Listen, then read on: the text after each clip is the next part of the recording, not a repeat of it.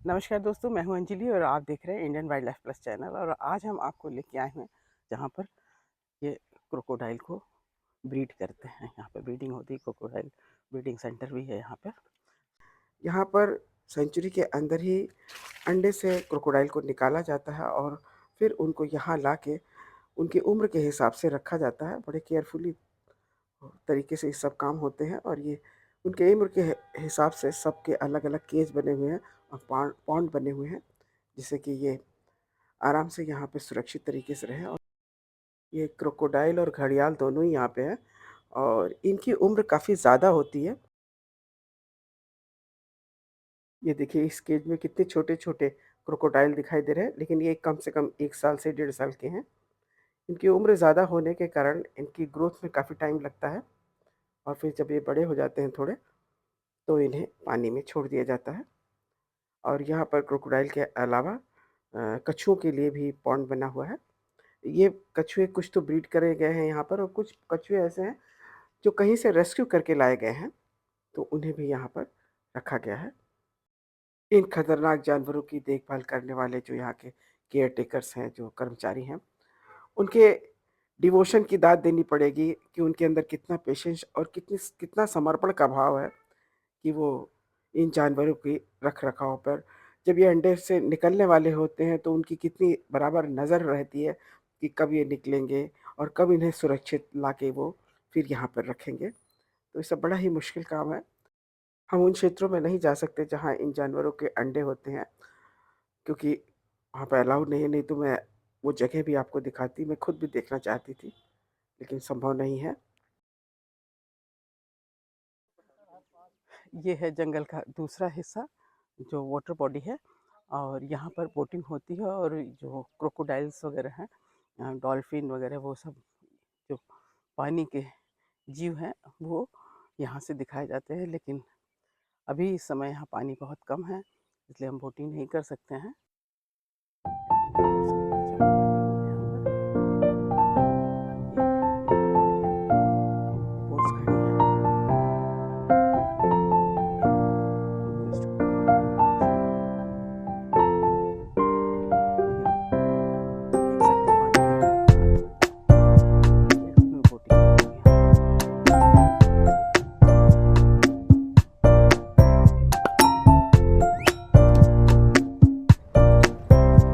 जंगल को हरा-भरा रखने के लिए यहाँ पर रहने वाले जीव-जंतुओं को पानी की सुविधा प्रदान करने के लिए जंगल में जो पानी का मेन सोर्स है, जहाँ से पानी आता है, हम सबसे पहले उस हिस्से को दिखाएँगे आपको। तो चलिए चलते हैं। जंगल के सफारी एरिया है, उससे बाहर निकलना पड़ेगा हमको। 400 वर्ग किलोमीटर के क्षेत्र में फैले हुए कतर्निया घाट के जंगलों में से 150 वर्ग किलोमीटर का क्षेत्र बफर ज़ोन है। और ये आप दिख रहे हैं, एक पुल पे हम चढ़ गए हैं। ये है गिरजा बैराज डैम, जो सेंचुरी के भीतर ही आता है और इसका निर्माण 1975 में हुआ था। मेरा नाम सत्यप्रकाश है मैम। मैं कतनिया घाट का स्टाफ हूँ मैम। यहाँ मैम हम लोग आए हैं अभी बैराज घूमने, जो गिरजा बैराज के नाम से फेमस है मैम। तो यहाँ कतनिया घाट में ही लगता है मैम, यहाँ 2 नदी आई हैं जो नेपाल से हैं। एक है मैम कौड़ियाला, जो इस साइड से आई है, वो भी नेपाल होते हुए आई है मैम। एक गेरुआ रिवर है मैम, जो कतनिया घाट होते हुए आई है। दोनों आके यहाँ संगम बन के घाघरा बन के गिरती है मैम। घाघरा बैराज है और बहुत बड़ा वाटर बॉडी है ये। ये कतर्निया घाट वाइल्ड लाइफ सेंचुरी के भीतर ही आता है और यहाँ पे नेपाल की 2 नदियाँ जो है आके मिलती हैं और उनका आगे जाके ये घाघरा में बदल जाती हैं। और यहाँ से, इस बैराज से बाढ़ का पानी नियंत्रित होता है यहाँ पर। इस नदी में मैम डॉल्फिन भी दिखती हैं। डॉल्फिन हुआ, मगरमच्छ हुए, काफ़ी दिखने वाली चीज़ें दिखती हैं मैम। ये जो ट्रेन है मैम मैलानी से आ रही है दुधवा होते हुए, ये बहराइच जाएगी मैम। बहराइच से वहाँ से बड़ी लाइन चलती है, छोटी लाइन केवल बहराइच तक है मैम। ये सारा सेंचुरी के अंदर का इलाका ये है? सेंचुरी के अंदर के है मैम। अच्छा। तो इससे संचेरी को कुछ नुकसान नहीं होता? नुकसान होता है मैम, इसीलिए छोटी ट्रेन चलानी बंद करा दी गई। पहले कुछ ज़्यादा ट्रेन चलती थी, इसीलिए बंद करवा दिए गए मैम। यहाँ पर बोटिंग तो नहीं अलाउ है, लेकिन डॉल्फिन वगैरह विंटर्स में यहाँ अच्छी दिख जाती हैं। केवल ये जो एक प्लेटफॉर्म बना हुआ है, इस प्लेटफॉर्म पर ही आप 2-3 घंटे स्पेंड करें तो आपको इस खूबसूरत पानी के अंदर डॉल्फिन ज़रूर दिख जाएंगे। और यहाँ पे बड़ी वाली डॉल्फिन है। नेपाल का क्योंकि ये जंगल बॉर्डर है, तो नेपाल से 2 नदियाँ आके यहाँ पर मिलती हैं और ये पानी फिर आगे यूपी में जाता है और ये आगे जाके घाघरा नदी में परिवर्तित होती हैं। और यही जल कतनिया घाट के जंगल को हरा भरा रखता है और यहाँ के वन्य जीवों को पानी मुहैया कराता है। और यहाँ पर फिशिंग भी अलाउड है, जिसके लिए वन विभाग कुछ निश्चित सीमाएं निर्धारित करता है और फिशिंग के लिए टेंडर हर साल निकाले जाते हैं। यहाँ फिशरमैन से पूछते हैं। ये पूरा फिशिंग एरिया है। ठेका होता है ना, लोग अपना लेके मारते हैं। जंगल वालों से ठेका लेते हैं या अपने आप इनका कोई और जंगली वाले के होता है, है? जंगली वाले का। जंगल वाले का होता है। फिशिंग के अलावा ये और कुछ न कर सके, इसके लिए यहाँ बाकायदा निगरानी भी रहती है।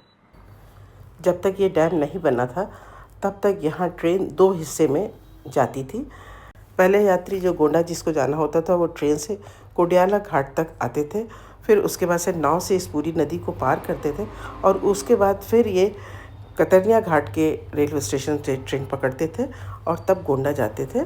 तो बीच का ये जो नदी का हिस्सा था जिसे वो नाव से पार करते थे, डैम बनने के बाद से इस पर रेलवे लाइन बिछा दी गई। तो अब वो 2 कोडियाला घाट का जो रेलवे स्टेशन है और जो कतनिया घाट का रेलवे स्टेशन है वो बंद हो गया, लेकिन ये अभी भी मीटर गेज की लाइन नहीं है। और इसी के साथ कतनिया घाट जाने के लिए रोड भी चल रही है। कतनिया घाट वन्यजीव प्रभाग के आसपास 47 गांव बसे हैं, जहां वन्यजीव और मानव संघर्ष आम बात है। और कतनिया घाट प्रभाग में काफ़ी बड़ी संख्या में यहाँ जंगली हाथी भी हैं और वो अक्सर आ भी जाते हैं। यहाँ जंगल के भीतर एक हाथी रेस्क्यू सेंटर भी है। तो अभी यहाँ पर 2 एलिफेंट है, तो चलिए हम आपको वो भी दिखा देते हैं। नमस्ते।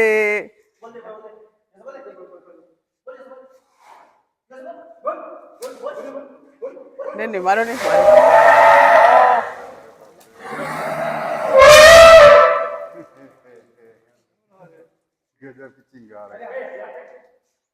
कितने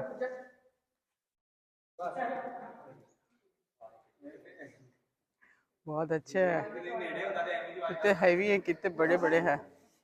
नमस्ते नमस्ते।